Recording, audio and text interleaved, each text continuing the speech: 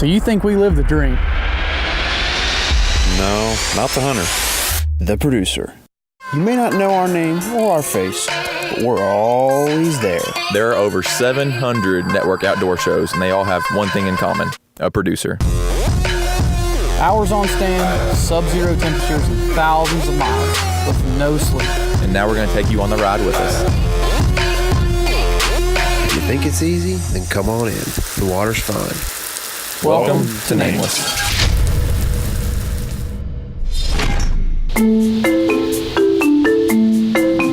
Oh, well, hello there.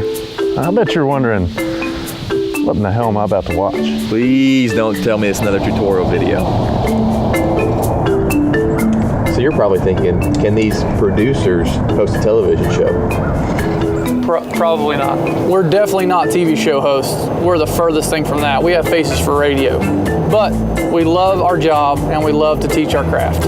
In this show, you're going to see hunts from the producer's perspective. And yes, you'll see kills too.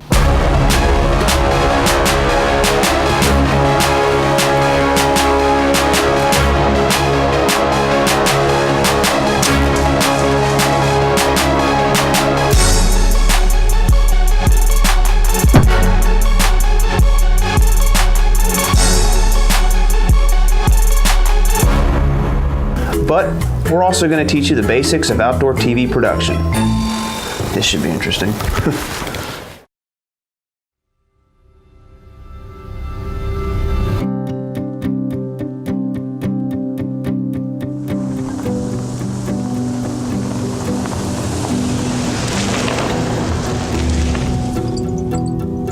Well, I'm running late to the stand today as usual. Will someone please change that music? When the bass go Much better. But like I was saying, I'm running late to the stand and my brother's already there. Didn't want to wait on me, so no pre-roll today. that's y'all cue. Everybody rocking when you look around the room. When the bass go boom, boom, boom. When the bass go. Hold still. Here we go again. Hunter always moving and trying to pull focus.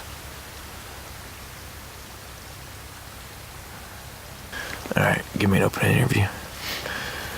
We're out here in central Kentucky freezing our butts off, but hopefully we'll start seeing deer soon and get our... See, I got you out of frame. Now I got to redo it and pull focus again. That's what you love about being a cameraman. Always got to check it. And then redo it 30 times.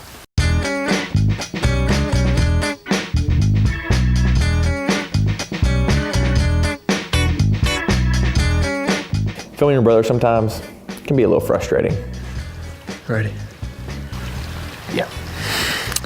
Here we are in central Kentucky. It's late archery season. It's after gun season. The deer are not quite as active as they are, but they're starting to get back on a more feeding pattern after the rut, so... Hold on. You said not quite as active as they are. Were. Gotta get that past tense present tense down.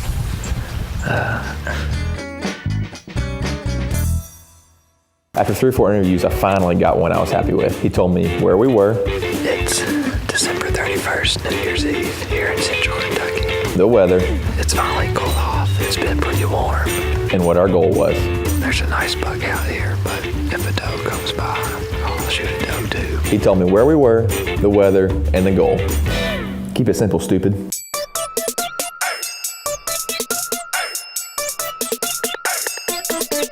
And after all that, I don't think we saw a living thing. All right, kids, it's time to learn something. We're up here in our junky Walmart $25 stand while they're in a much, much nicer stand, which is par for the course. Really, dude? Couldn't give me a better stand? Cool. All right, usually you have a tiny little platform to work with, just like this. Put it up against the tree, I'm tied in with my harness, I'll pull my base off, and I'll put it right in the middle of my waistband, right in the middle of the tree. Wrap it around the tree and get my ratchet strap started. I don't want this here because it's right behind my hunter's head and he's gonna complain when it hits him in the back of the head. And I don't want it in my frame when I'm filming. So I'd like to take it and just kind of shimmy it around the tree, get it about waist level to just below waist level. Cinch it down. Take my arm. Once we get this arm hung like this, we put our camera on. Comes out of nowhere, just like magic.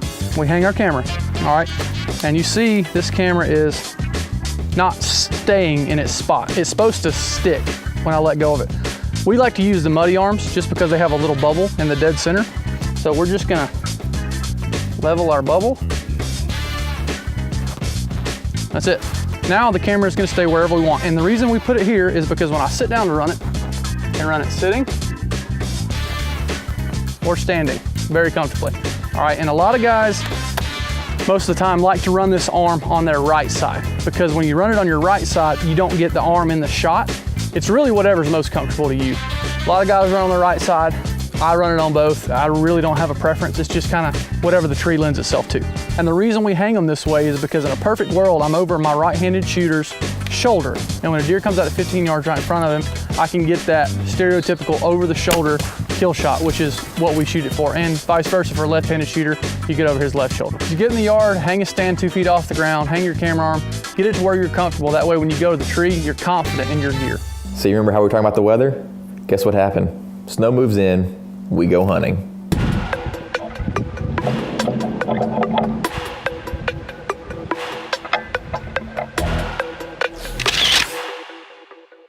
As you could tell from the camera setup, this tree is not ideal. We're in a cedar tree about yay big and the wind's blowing a little bit, so we're having a field day up there.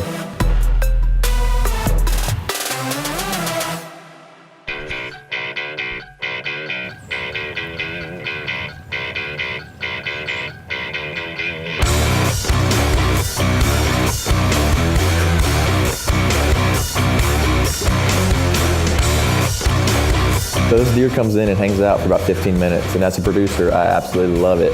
I get it wide, I get medium, I get tight. I have at least 11 cameras in the tree with me, and we can get all the cameras rolling at once before we shoot.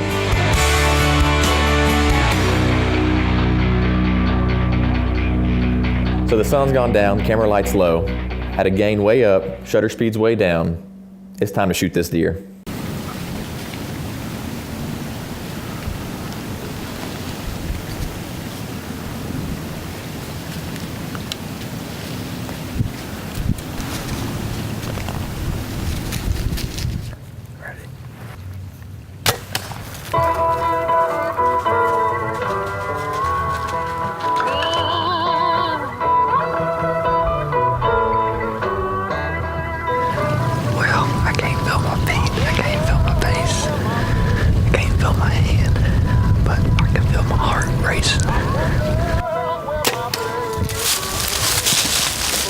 See a white belly right there. Looks like he could have gone a lot farther if it wasn't for the fence. His foot's caught up in the fence, so who knows how far he would have gone if he wasn't in the fence. Well, here he is. He ran maybe 200 yards and got caught up in the fence. I'd rather be lucky than good and find him in the fence than have to track him. Nice late season hunt here in Kentucky. Best part about being the cameraman, you don't gotta drag the deer. And that, my friends, that's how it's done.